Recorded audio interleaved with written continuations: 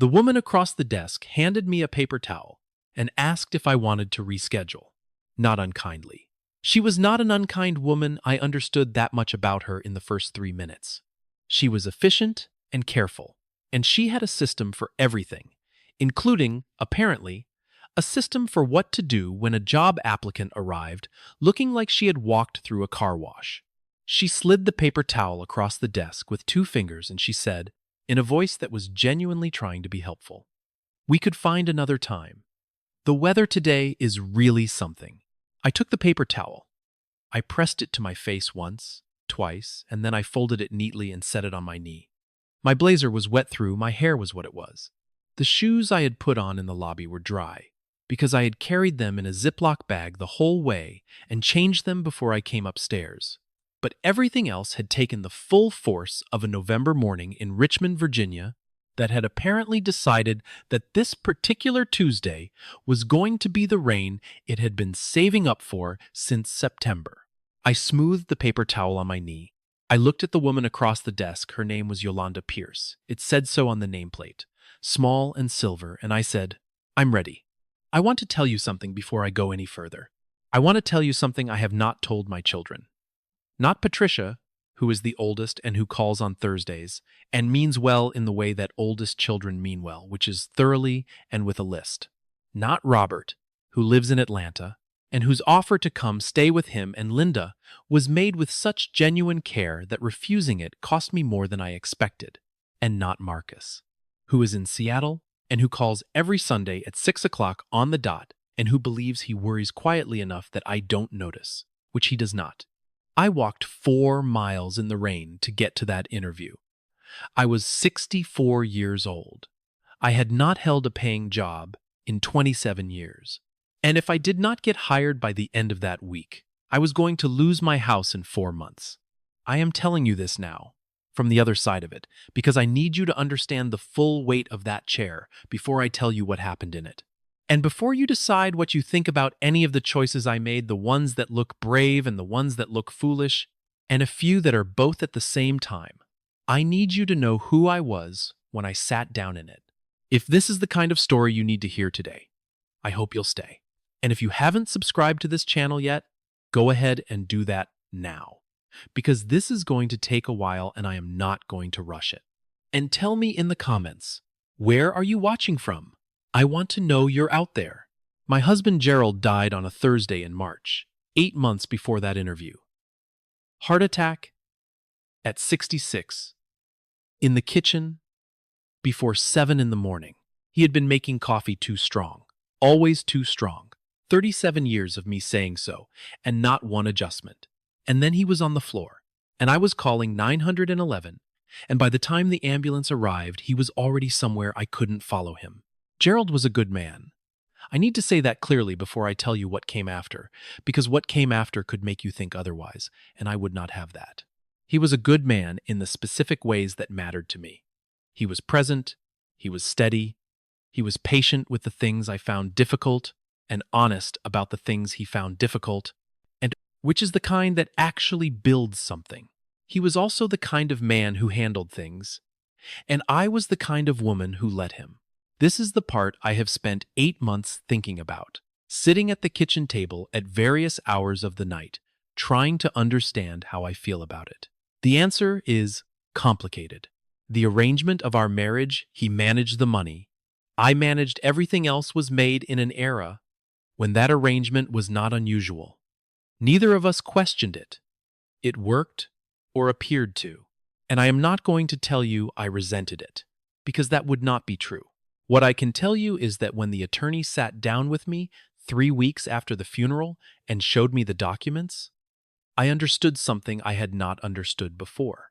The house on Maple Street, the one we bought in 1986, the one I painted the front door red in 1994 because I wanted something that could be found from the street, the one where I raised 3 children and kept a garden and made every holiday meal for 31 consecutive years, Gerald had refinanced it. Twice. Without telling me, he had pulled equity to cover losses from a small consulting venture that had failed quietly 4 years before he died. The venture was not something he had mentioned. The refinancing was not something he had mentioned.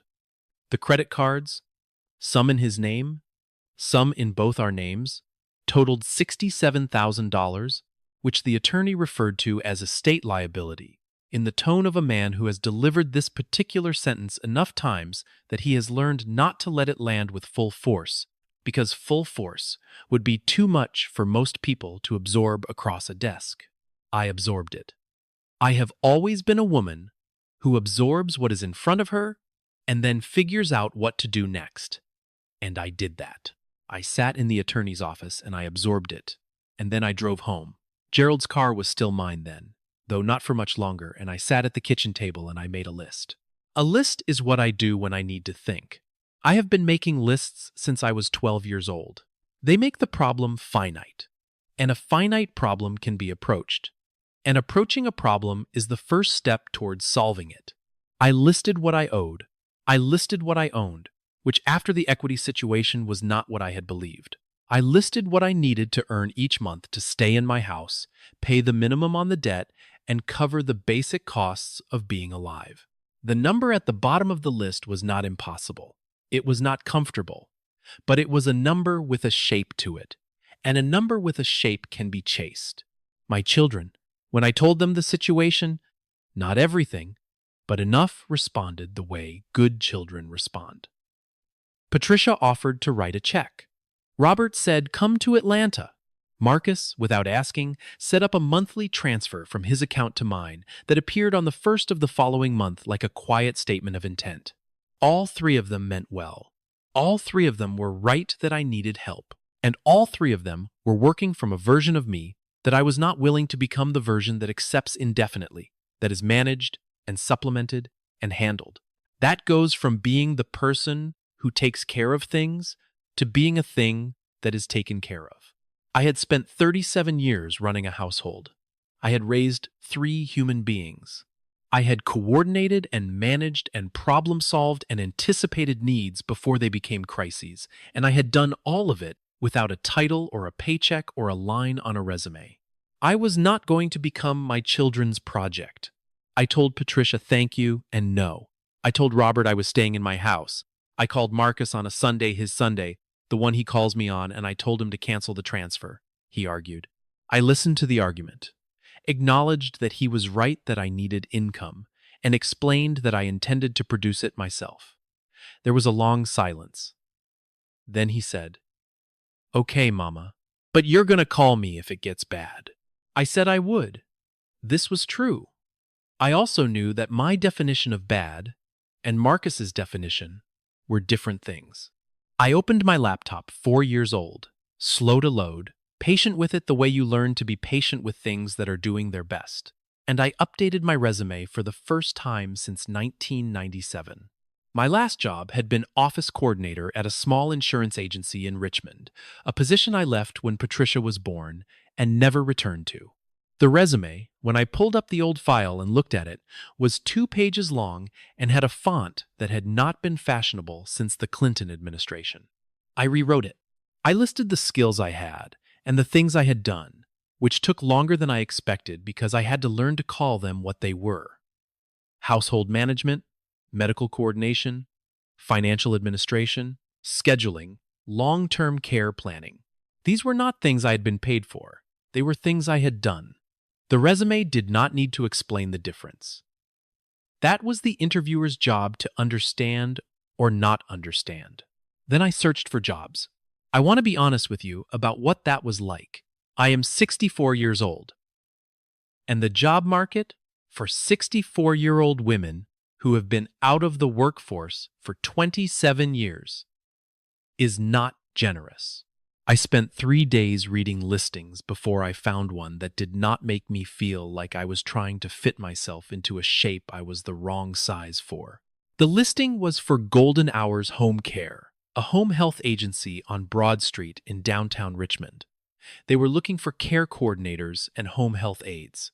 The qualifications listed were organizational skills, reliability, comfort with elderly clients, and the ability to manage multiple competing priorities calmly. And at the bottom, in a line that I read 3 times before I believed I was reading it correctly, experience in the field preferred but not required. We evaluate candidates on the full scope of what they bring. I closed the laptop. I sat at the kitchen table for a moment, with the quiet of the house around me, the quiet of a house that has always had people in it and now has only one. And I thought, that is the first honest thing I have read in 3 days. Then I picked up the phone and called to schedule an interview. The morning of the interview, I laid my clothes out the night before, the way I had laid my children's school clothes out the night before, because preparation is the only thing you can control when the rest of the day belongs to what happens.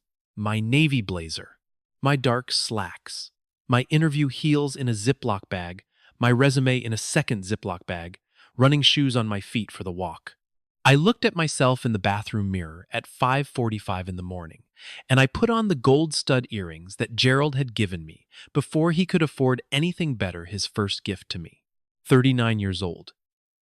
And still in my ears, and I picked up my bags, and I walked out of the house on Maple Street into a November morning that was cold but not yet raining. The rain started at 6:47. I kept walking. When you walk 4 miles alone in November rain with nowhere to put your hands that keeps them dry, your mind goes where it wants to go. You cannot supervise it. You are too busy watching for puddles and keeping your pace and checking that the bags under your arm are still sealed. And in the space that task doesn't occupy, your mind goes home. Mine went straight to Gerald. Not to the attorney or the paperwork or the number that had kept me awake in the weeks since. Not to the children's phone calls or the question of what comes next. It went to something much smaller, the reading glasses. Gerald kept a pair in every room of the house. Not the same pair. 5 separate pairs, spread across the rooms he moved through most. Because he refused to be in the situation of needing to read something and having to go look for them.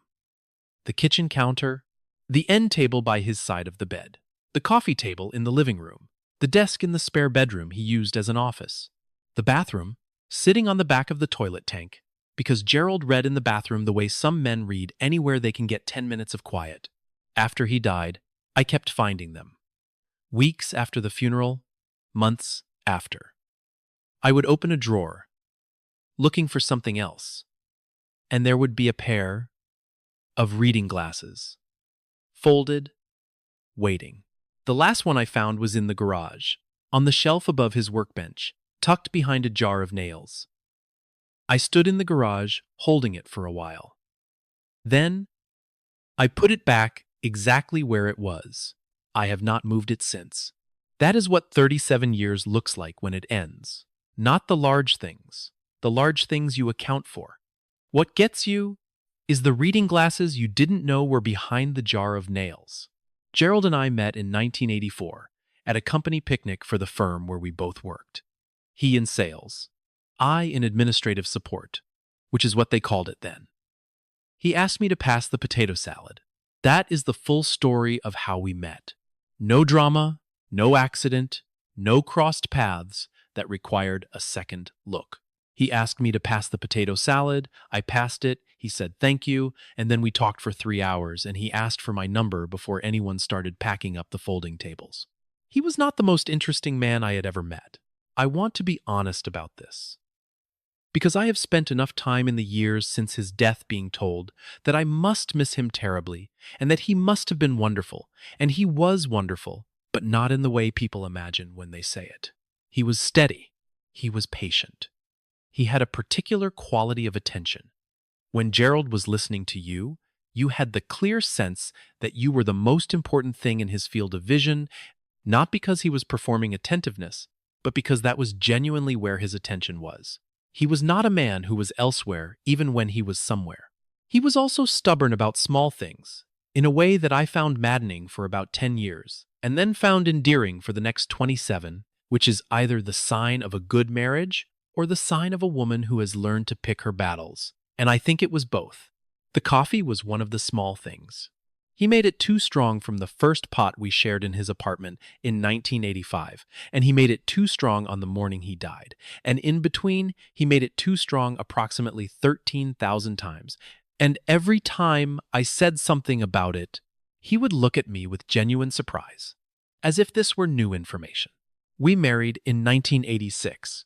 Patricia was born in 1988, Robert in 1990, Marcus in 1993. We moved into the house on Maple Street when Patricia was 2, which made me 32 years old, the first time I stood on that front porch and thought, this is mine. I painted the door red when Patricia started elementary school. Not because anyone asked me to, but because I had walked past that door for 8 years and I had decided it needed to be findable. Gerald said it looked like a Christmas decoration. I said that was not my problem, and I kept painting. I left my job when Patricia was born. This was not a difficult decision at the time. It was $1,988 we were managing on Gerald's salary, and the alternative was childcare costs that ate most of what I would have made anyway. So I stayed home. And then Robert came, and then Marcus. And by the time Marcus was old enough that going back felt possible, I had been out of the workforce for 6 years, and the idea of updating my resume felt like putting on a coat I had grown out of. So I stayed, and the staying became the arrangement, and the arrangement became the assumption, and the assumption became invisible, the way all arrangements become invisible when they have been in place long enough. I do not regret raising my children. Let me be precise about that. I do not regret the years I spent in that house, doing the work that does not appear on a resume, managing a household of 5 people, coordinating 3 different school schedules, navigating the pediatric health system when Marcus had a 6-month stretch of recurring ear infections that required 3 different specialists and more paperwork than I care to remember, managing 2 family moves across town, 2 car purchases, 1 roof replacement, and somewhere in the middle of all of it, caring for Gerald's mother through the last 18 months of her life, when she moved into our spare bedroom and required the kind of daily attention that home care agencies now charge considerable money to provide. I did all of this. I did it without a job title, or a performance review, or a salary. I did it the way women of my generation did it thoroughly, without complaint, and with the understanding that what I was contributing to the household was real, even if it didn't appear as a line item on the tax return. What I am saying is that the arrangement worked. I am also saying that the arrangement had a cost I did not see clearly until the morning after Gerald's funeral, when I sat at the kitchen table in a house that was very quiet and tried to answer the question, what do I actually know about our finances? The answer was less than I had assumed. Gerald handled the accounts, the mortgage, the insurance, the taxes, the car payments, the investment accounts that were smaller than I expected. He was not secretive about it. In the way that implies deception, he would have told me anything I asked.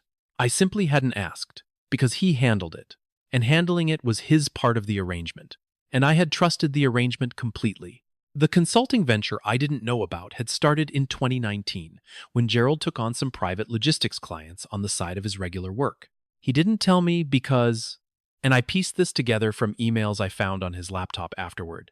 He had expected it to succeed and had planned to tell me when it did. It didn't succeed. And when it didn't, instead of telling me then, he borrowed against the house to cover the losses. And when that wasn't enough, he borrowed more. And when the credit cards filled up, he opened new ones. All of this quietly, over 4 years, while making the coffee too strong and asking me to pass the potato salad and sitting in his usual chair at dinner and being, in every visible way, the man I had known for nearly 40 years. I do not know whether he was going to tell me eventually. I have thought about this question every day for 8 months, and I have no answer. I know that he was not a dishonest man. I know that he was a man who was very good at managing things and very bad at admitting when managing had failed. These 2 things can be true simultaneously in a person, and they were true in Gerald, and I have made my peace with that. Or I am making it, which is the version of peace that is actually available to real people in real circumstances. The morning the attorney presented the documents, I sat in the leather chair across from his desk, and I thought about the front door, the red door I had painted because I wanted the house to be findable. And I thought, I did not know enough about this house to find it myself. That thought stayed with me. It changed something in the way I understood my own situation, not into something angry or bitter, but into something clear. I had trusted the arrangement. The arrangement had a gap in it. The gap was not Gerald's character. It was mine. I had not asked to know. I had handed the knowing to someone else and believed that was sufficient. It was not sufficient. And whatever else happened next, I was going to be the kind of woman who knew. Patricia's offer was generous. So was Robert's. So was the transfer Marcus set up without asking, which appeared in my account on the first of the following month like an act of quiet stubbornness. I love my children. I love that they came from Gerald and me and became people who respond to a problem by trying to solve it. But accepting what they were offering would have meant stepping into a version of the same arrangement, handing the knowing to someone else, trusting that the managing would happen without me, depending on a structure I did not control. I was 64 years old, not 84, not infirm, not incapable, not without resources I had not yet tried to use. I had managed a household of 5 people for 27 years, and I had done it with competence and without drama. There was no reason that skill could not be turned outward toward work that paid. I found golden hours on a Thursday evening, after 3 days of job listings that made me feel like I was the wrong shape for every opening. The listing was different, not because of what it offered, but because of what it assumed that a person might have done real things outside the documented categories, and that those things might count. I read it twice, closed the laptop, and sat with the particular feeling of a door that is not yet open, but is no longer locked. That night, I called the number in the listing and scheduled an interview for the following Tuesday. Then I looked up the address on my phone and calculated the route. 4.2 miles, 40 minutes at a steady pace, accounting for traffic signals. The bus that served that route left at 8:30 and arrived at 8:52, which was too late. An Uber at that hour, on a weekday in Richmond, would run between $12 and $16, which I could spare in the abstract, but chose not to spare when the alternative was my own 2 feet and a full hour of lead time. I set my alarm for 5:30. I laid out my clothes. I sealed the heels in the bag and the resume in the bag, and I put them by the front door so there would be no searching in the morning. Then I went to bed and lay in the quiet for a while, in the room that still had Gerald's reading glasses on his nightstand, still waiting to be needed. November in Richmond at 6 in the morning has a particular quality of dark that is not quite night and not yet morning. It sits in between, neither committing to one thing nor the other. The sky, the color of old pewter, pressing down on streets that are wet and orange-lit and mostly empty. The restaurants are dark. The office towers are lit only in the lobby and on maybe 2 floors where someone arrived early or stayed late. The few people you pass are moving fast with their heads down, the posture of people who have business somewhere and do not want to discuss it. I was one of them. I had dressed in the dark because I wanted to let the dark be what it was for, as long as it would let me, the last minutes of the night before the Tuesday started, with everything it was going to require. The blazer was on. The running shoes were on. The bags were under my arm. I pulled the front door of the house on Maple Street, closed behind me at 20 minutes to 6, and I stood on the porch for 1 second, just long enough to register that the air was cold and still and had not yet made up its mind about the rain, and then I went down the steps and turned right, toward Broad Street. A walk of 4 miles, when you are 64 years old and out of the habit of sustained walking, is something your body has opinions about. It doesn't argue immediately. For the first 15 minutes, you feel capable, even good, the specific brisk capability of cold air and a purpose that pulls you forward. This is the part of any physical effort where you think it might be easier than you expected. I have learned, at 64, not to trust that feeling. The body's optimism in the first mile is not a prediction, it is a mood. Broad Street was the spine of it. 3 miles of the total 4 ran along Broad Street or close to it, which meant I was walking into the city's face the road widening, as the residential blocks gave way to commercial, gave way to the downtown core, where the buildings got taller and the streetlights got brighter, and the occasional delivery truck rumbled past, its headlights sweeping across wet asphalt. I stayed on the sidewalk. I walked at the pace I had calculated, steady, not rushed, the pace of a woman who has somewhere to be and intends to arrive there on her own terms. The rain started somewhere between the second and third mile, around the intersection at Belvedere Street, where a light held me for almost a full minute, while a truck made a slow right turn and the driver did not appear to notice me standing there in the gray morning. It was not the dramatic kind of rain that announces itself. It arrived the way a decision arrives, sometimes already made, already present, and you simply notice it is there. One moment, the air was cold and still. Then my shoulders were damp. Then the back of my neck. Then it was raining and had been raining and would continue to rain. I had prepared for this. The heels were in the Ziploc bag, and the resume was in the Ziploc bag, and both of them were tucked tight under my left arm, and I pulled my right elbow in to shield the left, and I kept walking. A woman who walks 4 miles in November rain has the same two options as a woman who has been handed $67,000 of debt she didn't know about. She can stop, or she can keep going. I had already decided which one I was, and I had decided it 3 weeks before, at a kitchen table at 11 o'clock at night. So the rain arriving on Belvedere Street was not a new decision.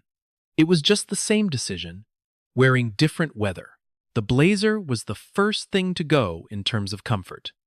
Navy wool holds water. It does not release it. Within 10 minutes of the rain starting, the blazer had absorbed enough that its weight had changed. The fabric pressing cold against my shoulders, and my back and my arms. And there was nothing to be done about that either. I thought about Gerald's mother, whom I had cared for in our spare bedroom for the last 18 months of her life. She used to say, "Trouble doesn't change because you look at it longer." What she meant was that worrying about it was not the same as managing it, and managing it meant moving through it rather than waiting for it to change. I had been hearing her say this in my memory for 2 years, since she died, and I heard it now on Broad Street in the rain, and I straightened my shoulders and I walked.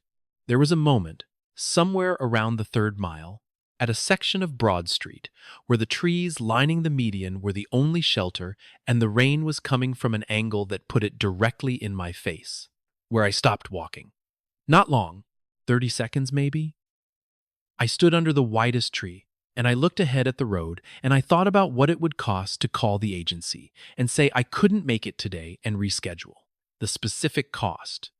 The 10-day wait for another opening, the additional 10 days of not knowing, the additional 10 days of the debt not going anywhere while I stood still. I started walking again. The last mile, downtown proper, had more people. A woman with an umbrella walking a dog she seemed annoyed at for requiring this of her in these conditions. 2 men in hard hats heading toward a construction site on a side street, their coffee cups steaming.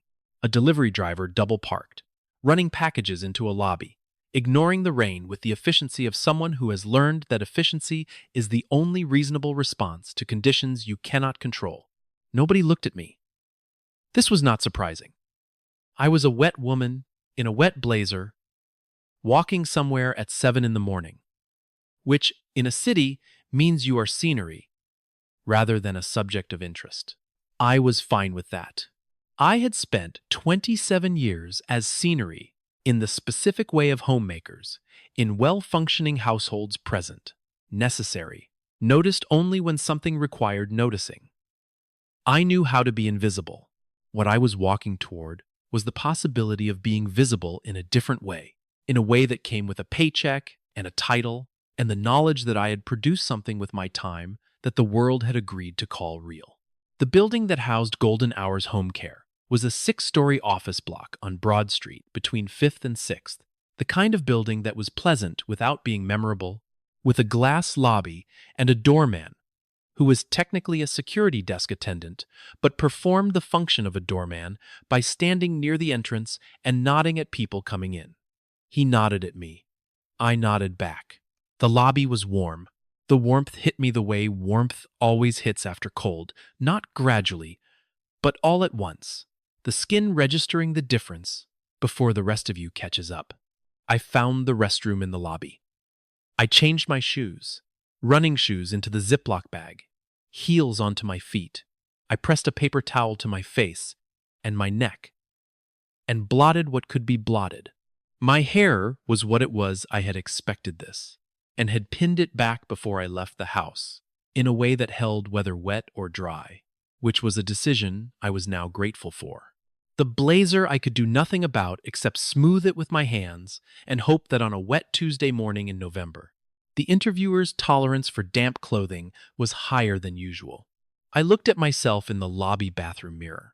64 years old, soaking wet from the collar down, wearing earrings that had been given to me before some of my interviewers were born. I looked at myself, and I thought of what my mother used to say when I was a girl, and something had gone wrong, and I was trying to decide whether to proceed. You are already here. You are already here. There is no strategy more advanced than that. I dried my hands. I picked up my bags. I walked to the elevator, pressed the button for the 4th floor where the listing had told me to go, and I rode it up in the particular quiet of a building before the workday has fully started. Watching the numbers change, the doors opened. Golden Hour's home care was directly across the lobby. A glass door, a reception desk, a waiting area with 4 chairs, a side table, with a plant that appeared to be doing its best. I gave my name. I sat down. I placed the Ziploc bag with my 3 copies of the resume on my knee, and I waited. It was 7:52, 8 minutes early. 8 minutes early and soaking wet, but early. What I did not know, sitting in that chair with the reception area quiet around me and the rain still visible through the window behind the desk, was that the 2nd floor window of the office, directly above me, looked out onto the section of Broad Street I had walked down for the last 8 minutes of my 4-mile walk. And that Constance Adeyemi, whose name I did not yet know, whose company I was sitting in, whose decision about whether to hire me was already in progress, had been standing at that window since she arrived at 7:30, had watched me come around the corner at 6th Street, wet blazer, bags tucked under my arm, the pace of someone with somewhere to be, had watched me cover the last half block and disappear through the lobby door below her. She never mentioned it when she walked into the interview room 20 minutes later and sat down across from me. Not that day, and not for a long time after. By the time she told me, I understood why she had stayed quiet. What she saw through that window was not something she needed to ask me about. It was something she already knew. The interview room at Golden Hour's home care was on the 4th floor, past a reception desk, and down a short hallway with framed photographs on the walls. Healthcare certifications? I thought at first. Then I looked more carefully. They were photographs of people, older people, mostly, in rooms that were clearly their own homes rather than facilities. A man sitting at a piano, a woman in a garden with her hands in the soil, an elderly couple at a kitchen table, coffee cups in front of them, looking at something outside the frame that had made them both smile. I stood in the hallway for a moment, looking at those photographs, while the receptionist went to find someone to bring me in. Then I followed the assistant down the hall and into a room that was small but not cramped. A round table, 4 chairs, a window looking out on Broad Street, a single plant on the windowsill that was doing considerably better than the one in the waiting area. I sat in the chair facing the door. This is what I always do when I have a choice. Sit facing the door so I can see what's coming. 27 years of managing a household teaches you to position yourself where you can see the most and be surprised by the least. Yolanda Pierce came in with a clipboard and a manner that told me, inside the first 30 seconds, everything I needed to know about how she read my application. She was not unkind. I want to be specific about this, because the word condescending is sometimes used when what is actually happening is that a person has a job to do and a system for doing it, and you do not fit the system's preferred categories. Yolanda had a system. I did not fit it. She was doing her best within those constraints, and her best was exactly as good as those constraints allowed, which was not very good, but was not cruel. She sat down. She uncapped her pen. She looked at my resume, then at me, with the brief, focused look of someone making sure the document matches the person, and said, "Thank you for coming in, Mrs. Reeves." I thanked her for having me. She looked at the clipboard. "I want to go through your employment history first, and then we'll talk about qualifications. There is a particular kind of silence that comes when someone says employment history, and the employment history is 30 years shorter than the person sitting across from them. It is not a hostile silence.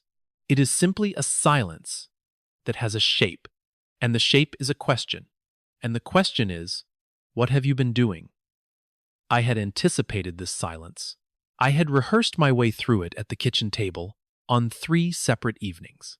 Your last position, Yolanda said, was in 1997, office coordinator. She checked the page, Donnelly Insurance on Grove Avenue. That's correct. You left to raise your children. I left to manage my household and raise my children. Yes. She wrote something. And you haven't worked in an official capacity since then? That's 27 years. I looked at her. I had thought about how to answer this particular sentence. I had practiced 3 different versions of it, and I had chosen the one that was most accurate. I have been managing a household and caring for people for 27 years, I said. I would argue that is an official capacity. It simply wasn't paid. The fact that a wage was not attached to the work does not mean the work was not real. Yolanda wrote something. Her expression did not change. I could not tell whether she agreed or disagreed, whether the words had landed or passed through her like water through a grate. She had been trained, or had trained herself, to be a surface rather than a response, and it was effective. She went through the rest of the questions in the order she had them. Availability, transportation, comfort with elderly clients, physical requirements of the role, references. I answered each one directly. I had references to former neighbors whose elderly parents I had helped informally over the years, and my former department supervisor from Donnelly Insurance, who remembered me after a few minutes on the phone and had been genuinely pleased to be asked. On transportation, Yolanda paused. Do you have reliable transportation? I'm working on that, I said, which was true. I had been researching secondhand cars for 2 weeks and had a specific budget and a specific target. She wrote something. The pause before writing had been slightly longer than the others. I was sitting in the chair facing the door. I was watching the door, so I saw it open before Yolanda looked up. Constance Adeyemi did not look like someone who had walked in on something by accident. She looked like someone who had made a decision and was now implementing it, which I would later understand was her default mode in most situations. She was 58, shorter than I expected from her presence, wearing a dark blazer over a white shirt with a directness of dress that said, I have thought about what I am wearing, and it is exactly what I intended. She carried nothing, no clipboard, no folder, no phone. She sat down in the chair to Yolanda's right, without explanation or apology for arriving uninvited, and she placed her hands flat on the table and looked at me. The interview changed. Not in any way Yolanda announced or acknowledged, but the room shifted register the way a conversation shifts when the person who was supposed to be listening becomes the one speaking. Yolanda's clipboard went to the side. Constance asked questions that were not on any list. Mrs. Reeves, tell me about the last time you were responsible for a situation that went wrong and what you did. I had not prepared for this question, which meant I had to answer it honestly rather than from a rehearsed version. I thought for a moment. I told her about the illness. One of my children, a serious one, bacterial, the kind that required a hospital admission and then a second hospital when the first didn't have the specialist configuration the treatment required, and then weeks of coordination between the second hospital's team and a third physician. My own research had found and recommended, and whom the hospital's team was initially reluctant to bring in. 6 months total. from the first urgent care visit to the point where we were back to something that resembled a normal schedule. During those 6 months, I managed the medical piece, the appointments, the medication adjustments, the insurance appeals, 2 of which I won by writing detailed letters. I spent entire evenings on. And I also kept the household functioning for 2 other children and a husband who was handling his fear by pretending nothing was significantly wrong, which required its own kind of management. I made decisions daily that I had not been trained to make. I made most of them correctly. Constance listened. She did not write anything. She kept her hands flat on the table, and she looked at me. When the treatment team disagreed with each other, I said, which they did, twice I made a list. I wrote down each position and each piece of evidence they offered for it, and I researched what I could not understand.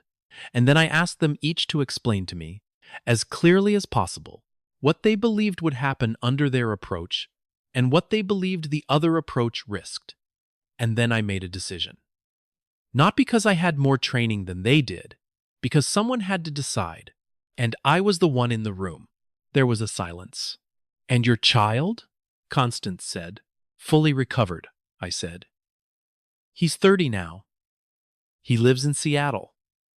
And something moved in Constance's expression. Not sentiment. She was not a sentimental woman. I could tell that already, but recognition. The specific recognition of someone hearing a thing that matches a category they already have. She was quiet for a moment. Then, "How did you get here today, Mrs. Reeves?" The question was so different from everything that had preceded it that Yolanda looked up from her clipboard. I considered my answer. Not for long, 3 seconds, perhaps 4. I thought about the rain and the blazer and the bags under my arm and the 30 seconds under the tree at the 3rd mile where I had stopped and then started again. I thought about whether to explain or to deflect or to be precise. "I walked," I said. Constance's expression did not change. "How far?" I looked at her directly. "Far enough." We held eye contact for 3 seconds. She nodded once, a small and specific nod. The nod of someone filing something away rather than agreeing to it. Then she pushed her chair back and stood. "Thank you for coming in, Mrs. Reeves." She said it to me, not to the room. Then she walked out. Yolanda watched the door close. Then she looked at her clipboard with the expression of someone recalibrating where the conversation had gotten to. "I have several other candidates to process this week. You'll hear from us by end of next week." I thanked her. I stood. I picked up my bag, the one with the heels and the resumes, the Ziploc bags still sealed, because I had not needed to open them, and I went back down the hallway past the photographs of the man at the piano, and the woman in the garden, and the couple at the table looking at something that made them smile. In the lobby, I changed back into my running shoes. The rain had not stopped. I had not expected it to wait for me. The bus stop was half a block east, a concrete bench and a plexiglass shelter that kept the rain off the top of your head without doing much about the sides. I sat down, I opened my coat pocket, and took out the change I had counted out that morning, exact fare, coins and 1 bill, set aside separately from my wallet so I would not have to count it in public, and I held it in my palm and looked at the street. She had asked me how far I walked. She had asked it after the meningitis story, after the insurance appeals, after everything on Yolanda's clipboard. She had asked it the way you ask something when you already know the answer and you want to know how the other person handles being asked. I sat in the bus shelter with exact change in my hand, and the rain coming in sideways off Broad Street, and I thought, nobody asks that question by accident. Nobody asks how far when they could ask, "How did you get here?" and be satisfied with the bus. The how far is something else. The how far is a person telling you something about what they noticed and what they think it means and what they are not yet ready to say directly. The bus came. I got on. I sat in the window seat and watched the blocks go past in the rain, heading back toward Maple Street, toward the kitchen table, toward the wait that had just started. Waiting when you cannot tell anyone what you are waiting for has a specific quality of weight. It sits inside the ordinary days like something you are carrying in your coat pocket, not heavy enough to slow you down, but present enough that you are always aware of it, always conscious of the shape of it against your side. I did not tell my children about the interview. Not Patricia, not Robert, and not Marcus, when he called on Sunday at 6 the way he always calls. That particular Sunday, 3 days after the interview, when his voice came through the phone with the warmth of someone who has designated this hour as the hour when he connects to the person who raised him and takes that designation seriously. We talked for 23 minutes. He told me about a project at work and a restaurant he had found and a weekend trip he was planning. I asked questions and listened and said the things you say and did not mention that I had walked 4 miles in November rain 8 days ago and was now waiting to find out whether it had been sufficient.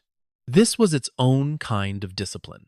I have spent my life being the person who manages information, who knows which facts the household needs and which it can do without, who protects people from the things that would worry them before the worrying is warranted.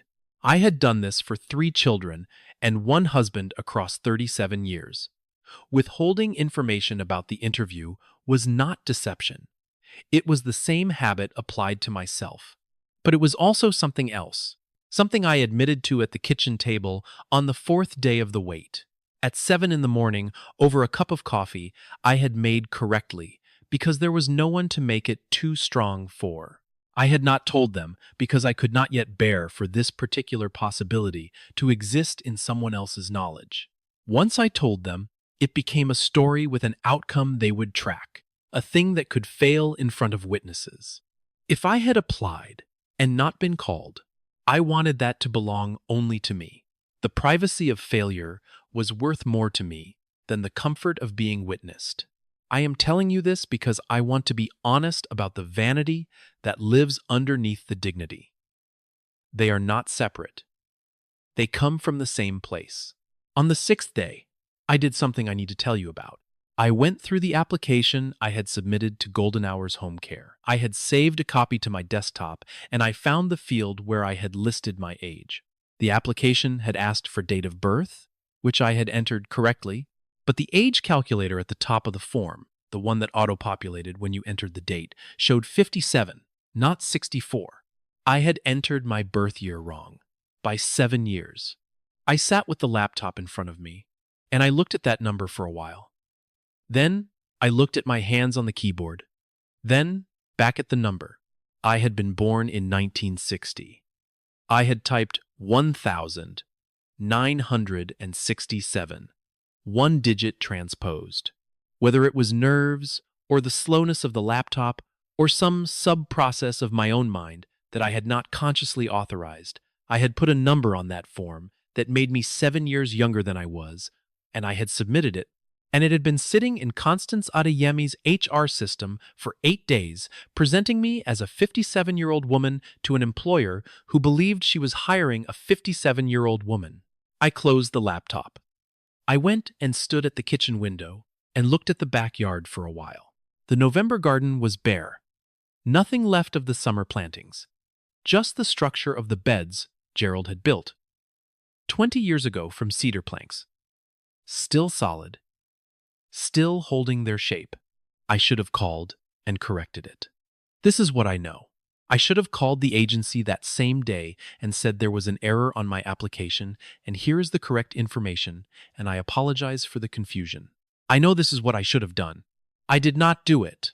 I told myself it was a mathematical error, not a lie, because the date of birth was correct, and anyone who did the arithmetic would arrive at the right year. But that is the reasoning of a woman who needed a job and had a specific fear that the number 64 in an HR system meant something different than what she actually was. And I knew that. I knew it. And I submitted the form, and I waited.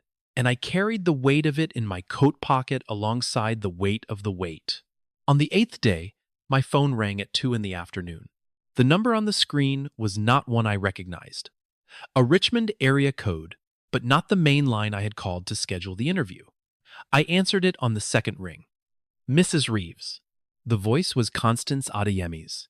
Not Yolanda's efficient system voice, but the voice I had heard across the round table when she walked in unannounced and changed the register of the room. Settled. Direct. The voice of someone who has thought about what she is going to say and has said it before getting on the phone. Yes, I said. I'd like to offer you the position. Home Health Aid Coordinator. $19 an hour, Monday through Friday. We'd want you to start next week if you're available. I said yes. Not after a pause, not after a considered moment. Before she had finished the last syllable of the sentence, the yes was already in my mouth, and I said it. Then I waited one breath and collected myself. May I ask? I said. What decided it? There was a brief pause on her end. Not the pause of someone who hadn't expected the question she had expected it. The pause of someone who had prepared the answer and was now delivering it at the pace it warranted. What you told me about your child's illness, she said. You managed a 6-month medical crisis with no clinical training, no institutional authority, and no guaranteed outcome. And you produced a good result. You did it by making a list, by asking the right questions, by being the person who decided when no one else would. A beat. That is precisely what this job requires. Every day, in different forms. I was holding the phone tightly. I made a deliberate effort to loosen my grip. And, she said, and something shifted in her voice, not softer, but more direct, the way a voice becomes when it is saying the thing it actually came to say. Because I know what it costs to walk through rain without saying a word about it to the person who asks you to sit down. The kitchen was very quiet. I did not respond immediately. I sat with what she had just said, which was not a small thing dressed up as a small thing. It was a large thing said plainly, which is harder to receive than a large thing said grandly, because grandness gives you something to react to. Then she said, I have one question for you, Mrs. Reeves, and I would like an honest answer. I waited. Your application lists your age as 57. I don't believe that is correct. The silence I had been carrying for 2 days arrived all at once and took up all the space in the kitchen. I'm not going to ask you to correct the form, Constance said. What I saw from my window on Tuesday morning, and what you said in that room, is worth more to me than any number on an application. But I would like us not to start with something untrue between us. That matters to me. I had thought, over the 2 days since I found the error, about what I would do if someone raised it. I had run several versions of the conversation. In some of them, I was defensive. In some, I was apologetic. In some, I explained the transposed digit in clinical terms that made it sound like a purely mechanical error. None of those versions felt right to me now. I'm 64, I said. A pause. I know, Constance said. I'll see you Monday. She ended the call. I set the phone on the counter, and I stood in my kitchen on the 8th day of the wait, and the relief was so large and so sudden that I did not know immediately what to do with it. Relief of that size doesn't arrive as a feeling you recognize. It arrives as something physical, a loosening in the chest, a change in the quality of breath. I stood at the counter, and I breathed, and I did not call anyone. I did not call Patricia. I did not call Robert. I did not call Marcus in Seattle, even though it was a Sunday, and he was probably available and would have been genuinely happy for me, and would have said so in the particular way of a youngest child who has always been the one who said things directly rather than managing. The saying of them. I did not call anyone. What I did was go to the second drawer of the desk in the spare room, the drawer where Gerald had kept the house files, and I took out the folder with the mortgage documents, and I carried it to the kitchen table, and I sat down. I opened the folder. I looked at the current balance. I wrote the monthly payment. At the top of a clean page of the notepad I kept on the table. Then I wrote my new salary underneath it, $19 an hour, full-time, which worked out to roughly $3,100 a month before taxes. I did the arithmetic, the mortgage payment, the minimum credit card payment, the utilities, the groceries, the car I still needed. I ran the numbers twice. The numbers worked. Not generously, not with much room, but they worked, which is a different thing from not working and a different thing from what I had been living with for 8 months. I set down the pen. I looked at the page. I thought about how long it had been since a page of numbers looked like a path forward rather than a narrowing. Then I wrote, at the bottom of the page, in the same handwriting I had been using since I was a girl, Monday, 8 a.m. The following Sunday, Marcus called at 6. This time, before he could ask how I was doing, I said, I have something to tell you. He went quiet in the way he goes quiet when he is paying full attention, I told him. Not everything, not the 4 miles in the rain, not the age on the application, not the specific weight of the weight, but the fact of the job, the company, the title, the salary. When I finished, he was quiet for a moment. Then he said, Mama, just that. The word his father had called me for 37 years, with the same specific weight his father had given it. Don't cancel the transfer yet, I told him. Give me 6 months. He said he understood. He said he was proud of me. Then he caught himself and said, Is that okay to say? Are you going to tell me you're 64 years old and you don't need my approval? I am 64 years old, I said, and your being proud of me is one of the things I work for. Those are not contradictory. He laughed. After we hung up, I stood in the kitchen for a moment longer, in the particular quiet of a house that is still only one person's house, but that is, for the first time in 8 months, a house with a plan in it. Monday was 6 days away. I had work to do before then. The badge was laminated. My photograph on the left, slightly too close to the camera, the kind of photo taken quickly under fluorescent light without any pretense that flattery was the objective. My name in capital letters, Dorothy Reeves. Below that, Home Health Aid Coordinator. Below that, Golden Hours Home Care, and a barcode I would use to clock in and clock out, and a small gold star in the corner that I would later learn meant I had completed the mandatory HIPAA training. I stood in the HR office on my first Monday, and I held that badge in my hand, and I thought about the school IDs I had laminated for 3 children over the years, the annual ritual of the photograph, the plastic sleeve, the lanyard chosen each year to match something about who they were becoming. I had held hundreds of laminated cards in my life. I had never held one with my own name and title on it. I clipped it to the lapel of a different blazer than the navy one, a gray one, newer, bought 2 weeks before the start date at a consignment shop on Carey Street that had the particular advantage of good inventory and a proprietor who did not hover, $22. I had examined it in the shop's mirror for 4 minutes and decided it was exactly right and purchased it without deliberation, which is how I prefer to make decisions that I have already made by the time I arrive at the moment of making them. The work itself revealed itself to me in the first 3 weeks, the way most things reveal themselves when you give them your full attention, one layer at a time, each one showing you what the next requires.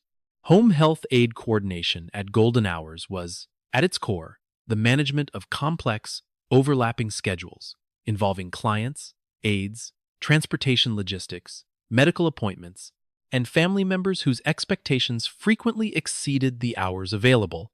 It required, as Constance had said in the interview, the ability to manage competing priorities calmly. What she had not said, what I would not have understood without doing the work, was that it also required the ability to hold several people's fear simultaneously without absorbing it as your own, the client's fear, the family's fear, the aide's fear, which was different from both and often quieter. The particular anxiety of people who are doing intimate, undervalued work and who have learned from experience that the system will fail them before it fails anyone else if something goes wrong. I understood all of these fears. I had been managing them in domestic form for 27 years. By the end of the first month, I had reorganized the scheduling system in a way that reduced conflicts by 30%. I had not been asked to do this. I had identified the problem during the 2nd week and addressed it during the 3rd, because that is what you do when you see a problem. You address it and you explain what you did and why afterward, and you hold yourself available for correction in case the addressing was wrong. It was not wrong. Constance received the summary I sent her on a Friday afternoon and replied with a single line.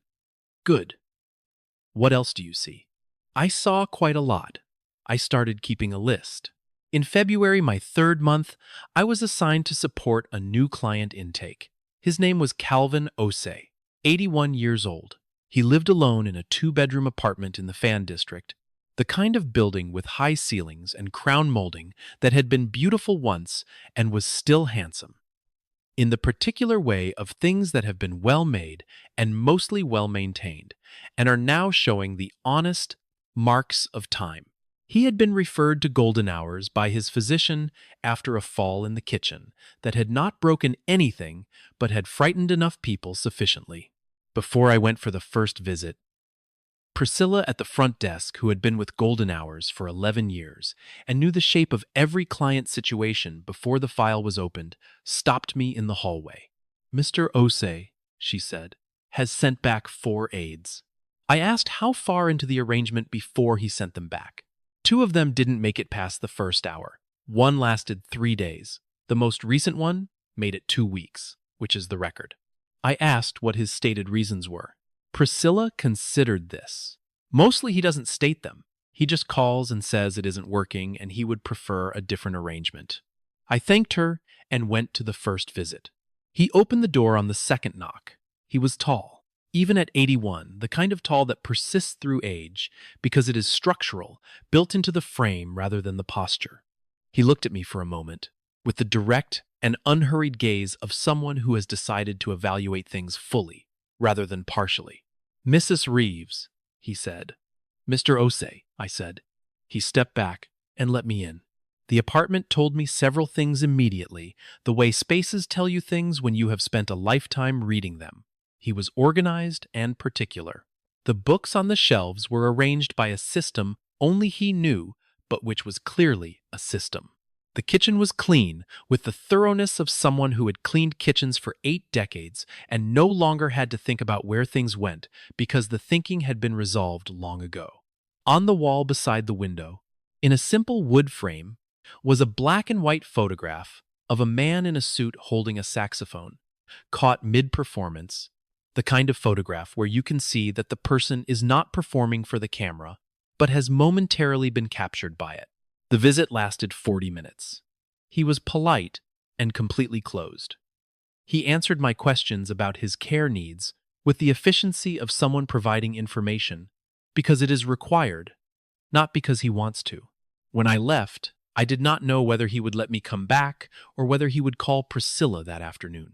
He did not call that afternoon. He did not call at all. I returned the following week. He opened the door on the second knock. As before, I came in. I asked about his medications. I checked the things on my checklist.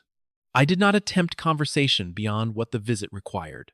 At some point, while I was in the kitchen noting the accessibility of the lower cabinets, he put a record on a turntable in the living room, the kind that had been good equipment 30 years ago and was still good equipment now because it had been taken care of. Miles Davis. Kind of Blue.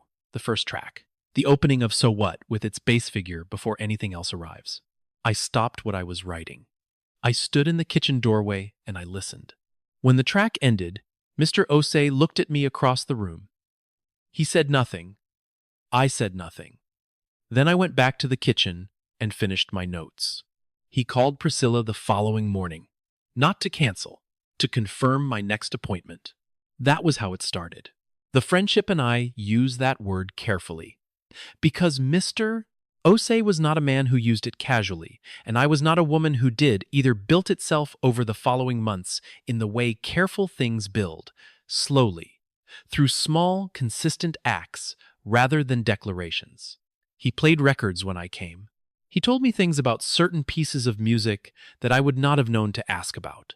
He did not ask me questions about myself in the direct way of someone soliciting information, but he listened when I spoke with the quality of attention I had first noticed in Gerald, and had spent my life recognizing in people as its own kind of gift. He had been a session musician for 30 years, studio work mostly, some touring, a long collaboration with a band leader whose name I knew from records Gerald used to play on weekend evenings. He had retired to Richmond 20 years ago to be near family, he said, and left it at that. He did not speak about his wife directly. There were photographs in the bedroom I glimpsed during one of my first visits, a woman with a wide, settled smile and a look of someone who had agreed to be in the photograph without needing to perform for it. I recognized that quality. I did not comment on the photographs. We were two people who were managing the absence of someone we had built our days around. We did not discuss this. We simply understood it, the way you understand something that exists in the space between conversations rather than in them. In August, 6 months into the arrangement, I noticed something I should have noticed sooner and am not certain why I didn't.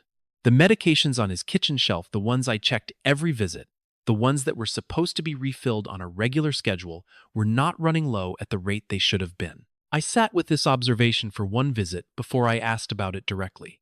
He looked at me when I asked. The look was neither defensive nor embarrassed. It was the look of someone who has been managing something alone and has been found out by someone they do not particularly want to manage it alone from.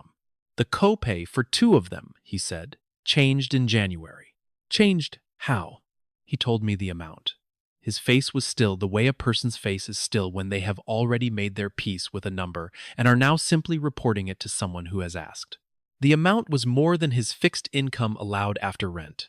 He had been stretching what he had, taking partial doses when the bottles ran low, not telling his physician because he did not want the appointment where the physician would worry and adjust and recommend things that would require other appointments and other expenses. I did not say anything about the partial doses, which was difficult.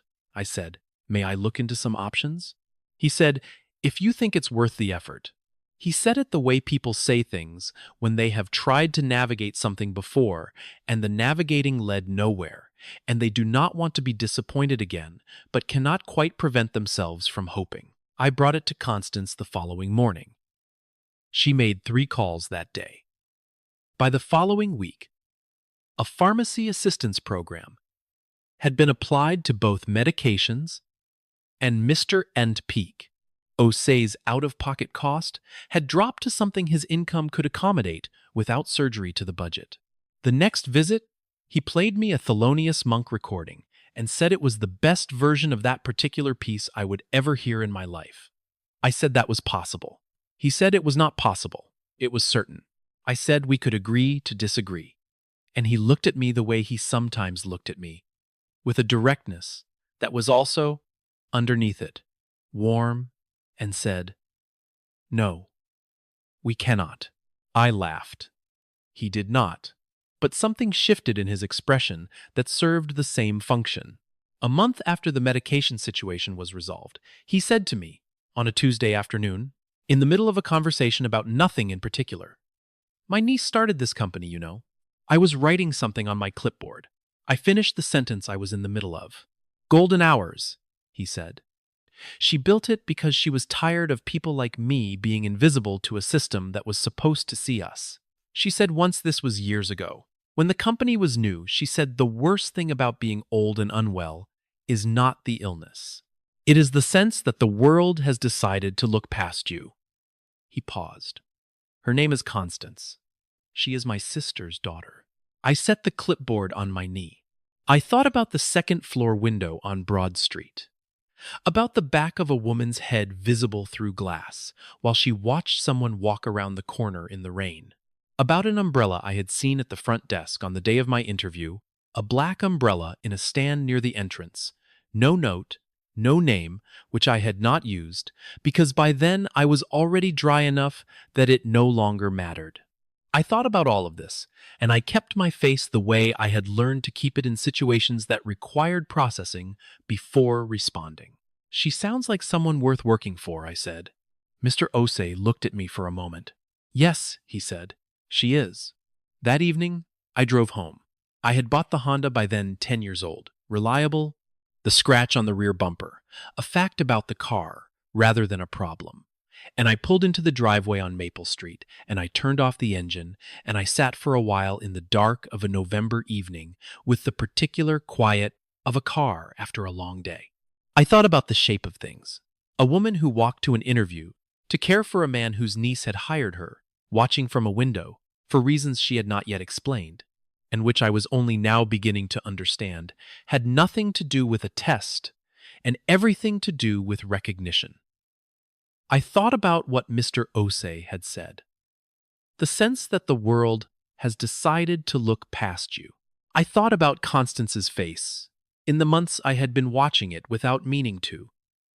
The hand on some mornings. The canceled meeting last month.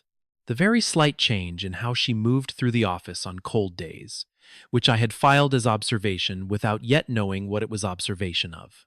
I thought, she has been making sure people like her uncle are not looked past, and someone needs to make sure she is not looked past either.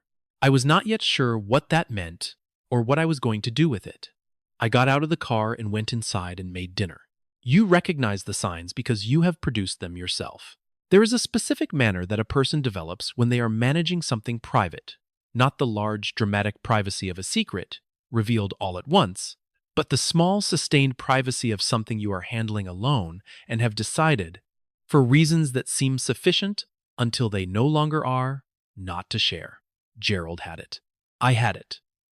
In those first weeks before I told anyone about the interview, in the particular quality of my answers when Marcus asked how I was doing.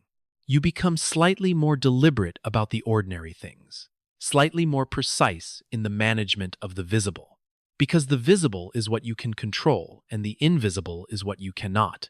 Constance Adeyemi, by the time January arrived, 14 months after my first Monday at Golden Hours, had developed that manner. I would not have noticed it earlier, or at least I would not have known what I was noticing. But by January, I had spent 14 months watching her run a company, and I had learned the rhythms of her, in the way you learn the rhythms of someone you work near consistently. Which hour of the morning she was sharpest, which types of problems she addressed immediately, and which she let sit until she had time to think, how she held herself in a meeting when she was certain versus when she was working something out in real time. I knew her patterns the way I had known the patterns of every household I had ever managed, not through direct study, but through accumulated presence. The left hand was the first thing.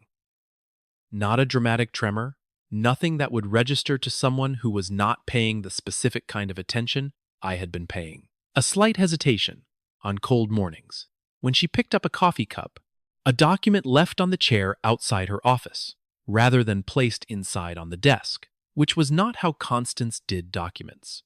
She was a woman who placed things exactly where they belonged, always, because for her precision was not a style but a practice, the same way it was for me. A document left on a chair was information. I did not say anything, not because I was waiting for the right moment. I have learned, at 64, that there is rarely a right moment for anything, only adequate ones, but because I was thinking first about what the saying would cost, and whether the cost was mine to impose. I began instead with the files. The client intake filing system at Golden Hours had been organized, when I arrived, in a way that required knowing where to look in order to find anything. Not disordered Constance would not have permitted disorder, but arranged according to a logic that was Constance's own, and that existed primarily in Constance's head. This had not been a problem for 14 months. It became a problem incrementally, in ways so small that I was the only person positioned to see them clearly. When Constance began to have mornings where her own logic was slightly harder to access, I reorganized the intake files over 3 Saturdays in February, coming in early before the office opened. I did not announce this. I left a 2-page summary on Constance's desk, explaining the new system, but the summary was not the point. The point was that the new system made everything locatable without needing to hold the previous logic in your head. I reorganized the meeting calendar structure in March, the scheduling software in April. On a Thursday afternoon in April, I was reorganizing the client follow-up folders when Constance appeared in the doorway of the filing room. "What are you doing?" I finished the folder I had in my hands. "Making it easier for you." She was quiet for a moment. I don't need it easier. I know you don't, I said. I'm doing it anyway. The silence that followed was not hostile. It was the silence of a woman who has been found out by someone she respects and who is deciding how to receive the being found. She was 60 years old. She had built a company from nothing. She had walked into boardrooms and bank offices and city council hearings and made the case for her business to people who were not initially persuaded. And she had prevailed. And she had done all of it on her own terms. She was not a woman who received help easily.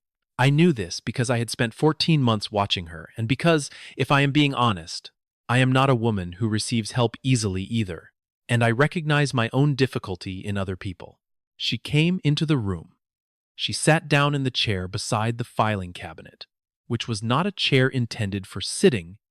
It was a step stool, really, the kind used to reach the upper drawers. And she sat on it with the precise economy of someone whose body is recalibrating what it can do, without drawing attention to the recalibration. She looked at the reorganized folders. Then she looked at me. I have Parkinson's, she said. Early stage.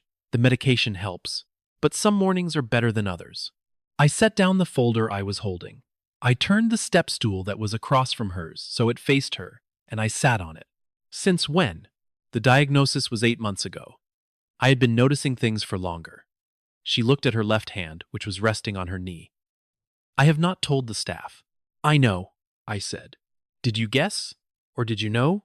I noticed, I said. And then I knew. She nodded once. The same small, specific nod I had seen across the round table on the day of the interview, the one that meant something was being filed, rather than agreed to. We sat in the filing room in the quiet of a Thursday afternoon. Outside the window, the April sky was doing what April does in Richmond, uncertain, moving between sun and cloud, in the particular indecisive way of a season that has not yet committed to itself. I want to tell you something, Constance said. I should have told you a long time ago, but I was not sure you needed to know it. I am going to tell you now because I think maybe you do. I waited. I walked 7 miles to a job interview once, she said. Atlanta. August. I was 29 years old, and I had been in this country for 4 years, and I had an accent that made certain people's faces do a specific thing before I had finished the first sentence. The kind of thing a face does when it has already decided before it has listened. She was looking at the window. Her voice was even and specific, the voice of someone reporting something factual that also happens to be something lived. It was a home care agency. They were looking for coordinators. I had been working in elder care for 2 years, not in coordination, in direct care, but I believed I could do the coordination work, and I had put together a case for why. I walked because I did not have a car, and the bus did not run the route I needed. 7 miles in August in Atlanta is not November in Richmond. It is a different kind of difficult. She paused. They did not hire me. The man who interviewed me was not unkind. He simply could not see past the accent to the case I was making. He said they were looking for someone with more American experience. I understood that American experience meant a version of myself I had not yet been in this country long enough to become. I said nothing. I have learned that some things require listening without the interruption of your own response, and this was one of those things. I walked back to the bus stop, she said. I cried, which I do not do often and did not do for long. And then I went home and I sat at my kitchen table, which was a folding card table because I could not yet afford a real one, and I thought about everything that agency did wrong.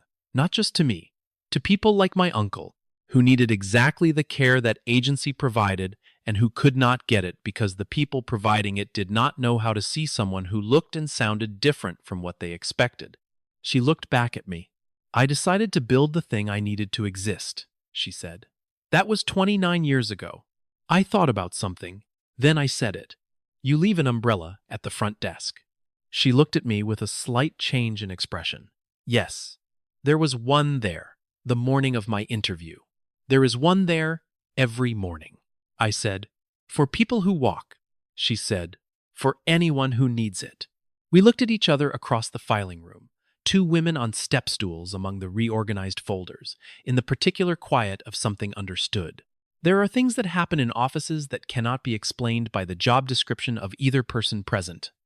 What happened in that filing room in April was one of those things. We did not discuss it further.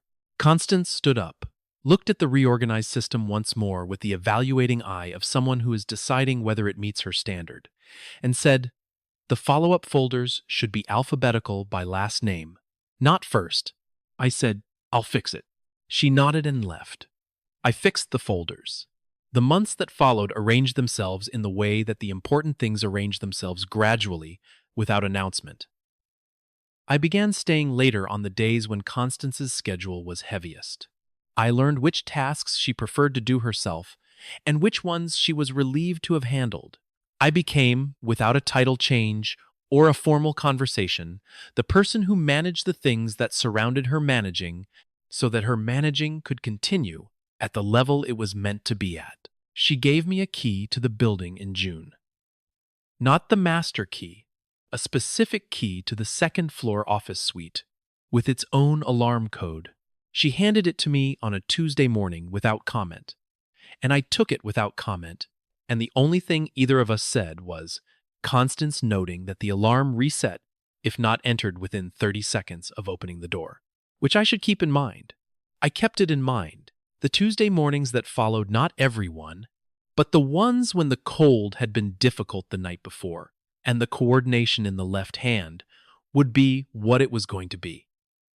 I arrived before the rest of the staff, and I made coffee in the small kitchen on the second floor.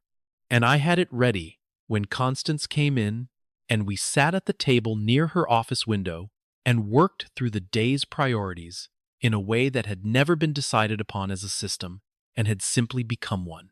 Two women at a table, one with a company she had built from a folding card table and 7 miles of August heat, and one with a kitchen list she had written at 11 o'clock at night, and a house she was slowly paying back into her own name. She never asked me to become her coordinator. I never offered. It moved into being the way the most important arrangements do, not through a negotiation, but through the quiet accumulation of two people, doing what the situation required until the doing became the fact of things.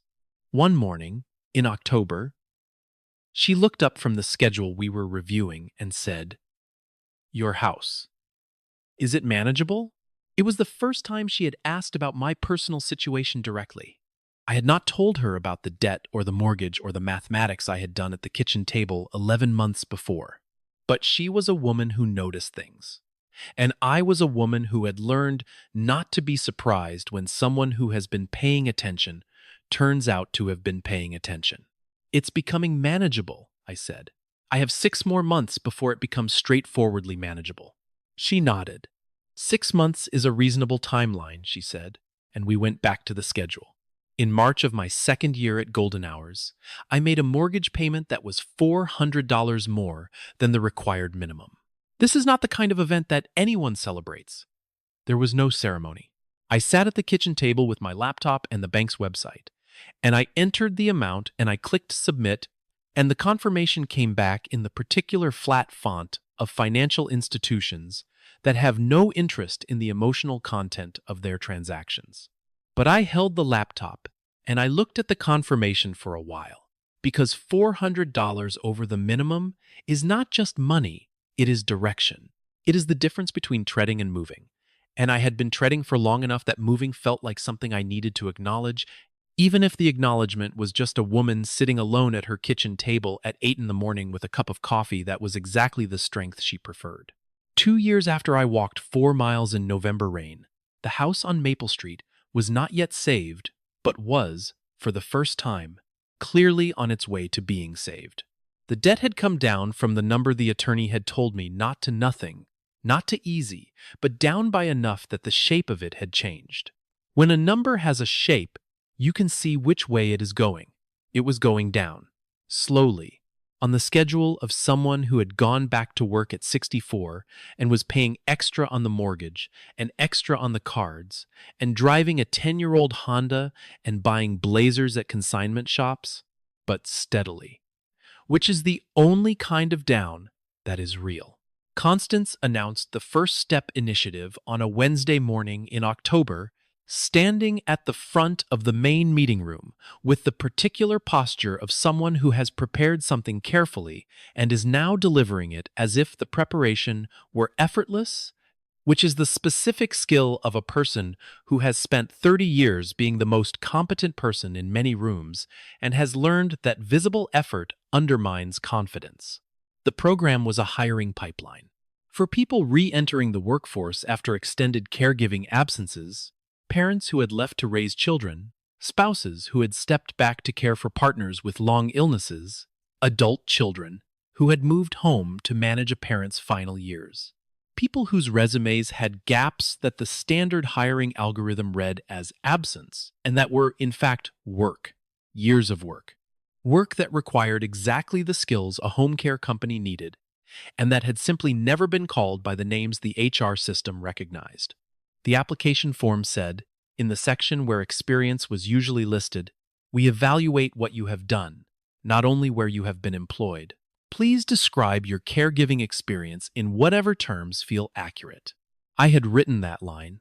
I want to say that clearly, not out of pride, but out of accuracy, because accuracy matters. Constance had told me what she wanted the program to communicate, and I had written the language that communicated it, and the language was drawn from the specific experience of being a woman who had managed a household for 27 years and spent 3 days finding the one job listing that admitted she might have something to offer.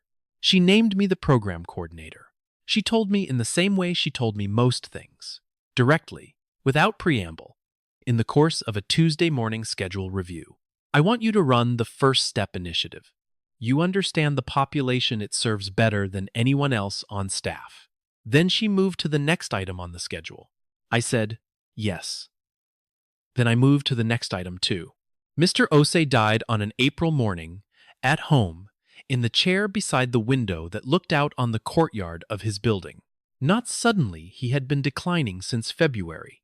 The specific decline of someone whose body has done what it came to do and is now approaching the conclusion at its own pace. He had known it, and I had known it, and his physician had known it, and we had between us made sure that the knowing was managed in the way he would have wanted. Quietly, without drama, with all the ordinary things of his day kept as ordinary as possible for as long as they could be. I was there that morning because I had been coming every day for the last 3 weeks. He had not asked me to come more often. He had not needed to.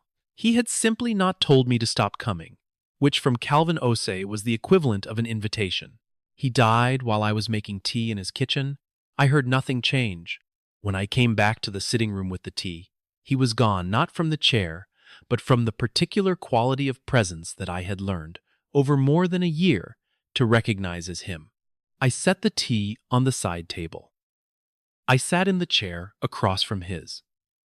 I stayed there for a while, in the quiet of the apartment, where Kind of Blue was still on the turntable from the previous Tuesday, because he had been too tired to change it, and I had not changed it either because it was still the right record for that particular room. I called Constance. She picked up on the second ring. I told her.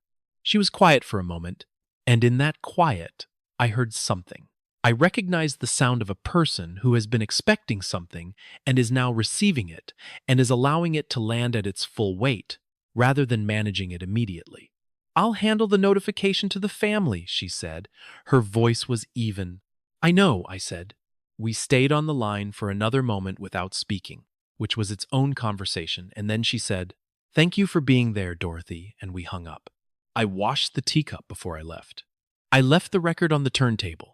I locked the door with the key his building manager had given me, and I drove home in the early April afternoon. And I did not cry until I was in my driveway and had turned off the engine, and then I cried for about 10 minutes. Which was about right. Marcus came home for Christmas. He brought the woman he had been seeing. Her name is Renata. She teaches at a university. And she has a quality I noticed within the first hour of meeting her. She listens not to respond, but to understand, which is the quality I have always thought was the most important one in a person, and which I was glad to see in someone my son had chosen. They arrived on the 23rd. I had been cooking since the 22nd, the way I have always cooked before Christmas, which is to say, thoroughly and with lists, and with the particular pleasure of a task I know how to do exactly right, and which produces results that matter to the people who receive them. On Christmas Eve afternoon, while Renata was on a call and Marcus and I were in the kitchen, he looked at the refrigerator. On the door, where Gerald's grocery list had been for 2 years, I had put something new. The current mortgage balance, written in marker, with the projected payoff date written below it in smaller letters. Beside it, the 2 credit card balances, each with a small red arrow pointing down. Below those, in the same marker, the figure I had made this year, in salary and overtime. I had put it there not for him, but for myself, to have the numbers in view, to make the problem and its solution visible together, in the same place, in the room where I worked through my mornings. But he saw it. He looked at it for a long time, without saying anything. Then, "You did this." I was cutting something. "I finished the cut. I started it," I said. "It's not done yet." He looked at me. He had the specific look of someone wanting to say more, and determining that more was not what the moment needed. "Okay," he said. He picked up the knife he had been using and went back to what he was cutting.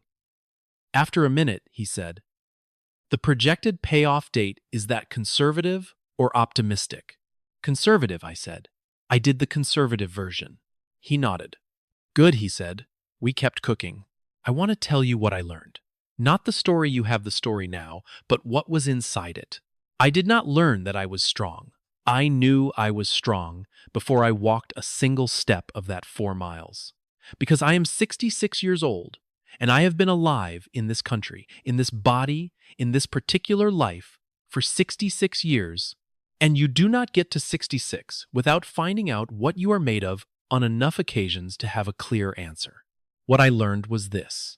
The world has a very specific idea of who is worth employing, who counts as experienced, who reads as capable on a form and in a system and in the particular 5 seconds of an initial impression.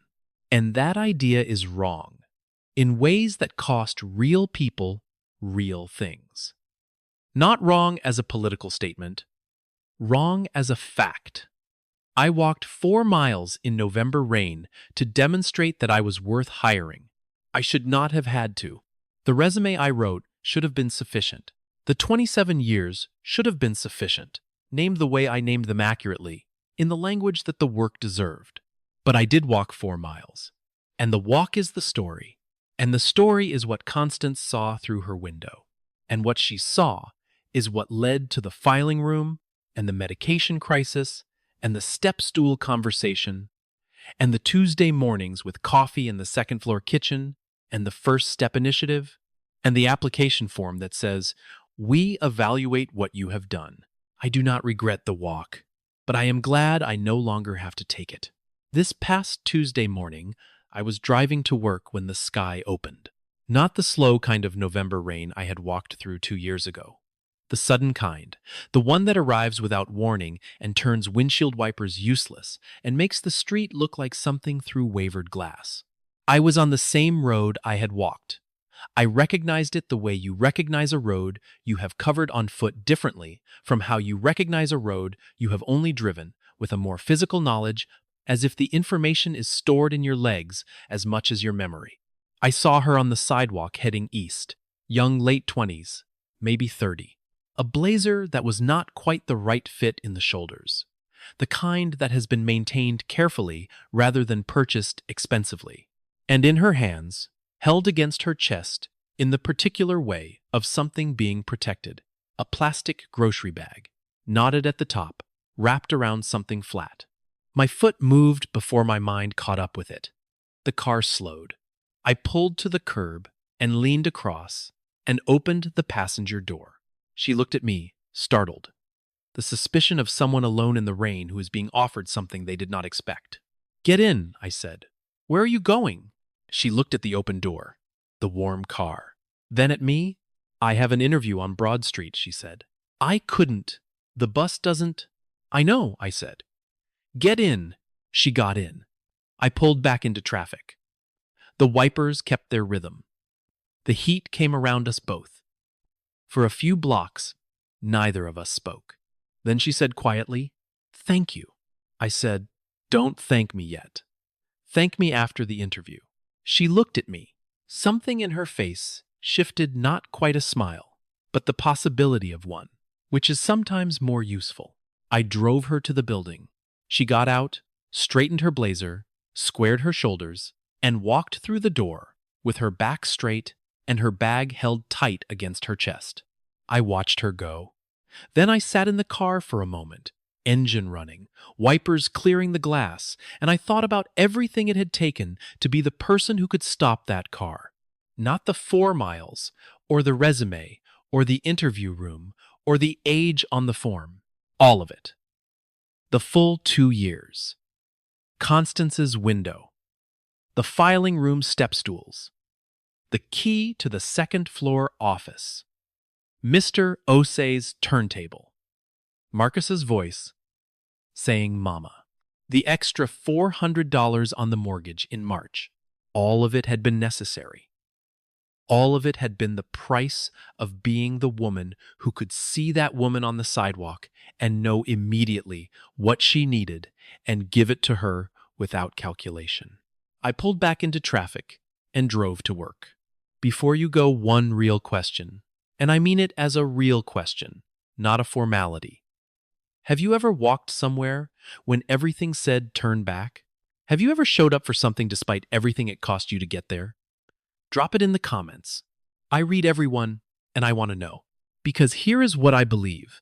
After 2 years and 4 miles and everything in between, the walk is not the proof of your worth. You were worth it before you took a single step. But sometimes the walk is the only way the world learns what it should have already known. And if you know someone who keeps going when everything says stop, share this with them today, because people like that deserve to be seen. I will see you in the next one.